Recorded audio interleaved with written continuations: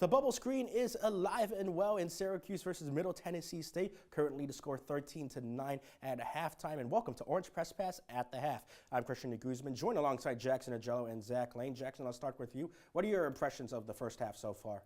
My impressions are not enough points up on the board for the Syracuse team. Just 13 in the first half. A bit lower than what you would like to see against the Middle Tennessee State squad. But at least the defense only held them to 9. Slight blue silver lining. Yeah.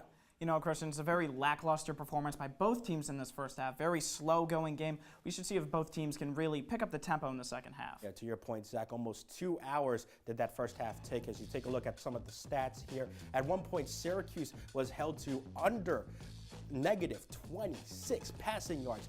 Stark contrast from last week's game when Syracuse put up 50 against Central Connecticut State. Jackson, what stands out most to you about these first half stats? That Syracuse just has 102 yards of total offense. Last week they had 586 yards of total offense. I know it was Central Connecticut State, but still, 100 yards, that puts you on pace for 200 for the game. I was coming into the game expecting Eric Dungey to put up 3 bills through the air. You know, Christian, those 64 passing yards, that's just not going to do it if you're the Syracuse Orange. Very uncharacteristic of Dungey. He's known for going airborne a lot, and 64 yards, not going to get the job done.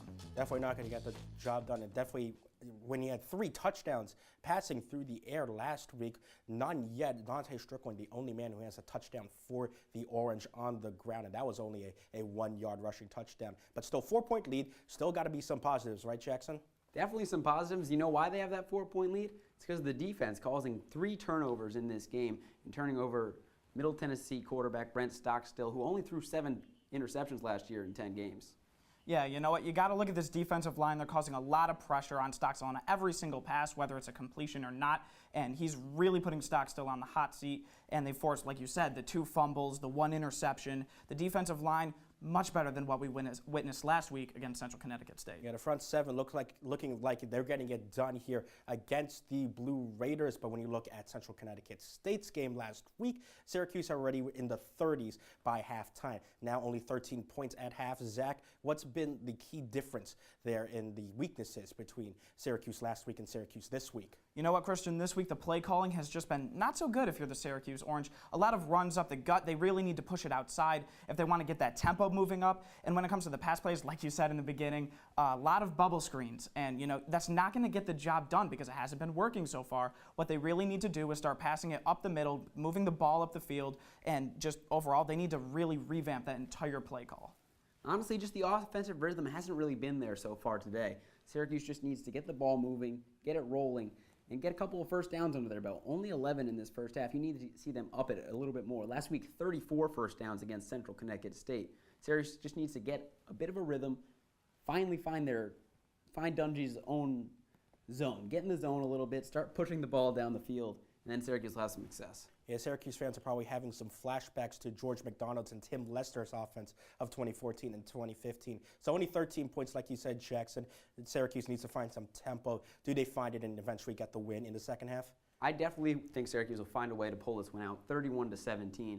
And here's the deal. No team this year has faced Syracuse for a full 4 quarters. This time, Middle Tennessee is going to have to endure Syracuse all the way through, and I don't think they'll be able to have the stamina. I think late in the game, that's when Syracuse will finally be able to pick apart Middle Tennessee and pull away late.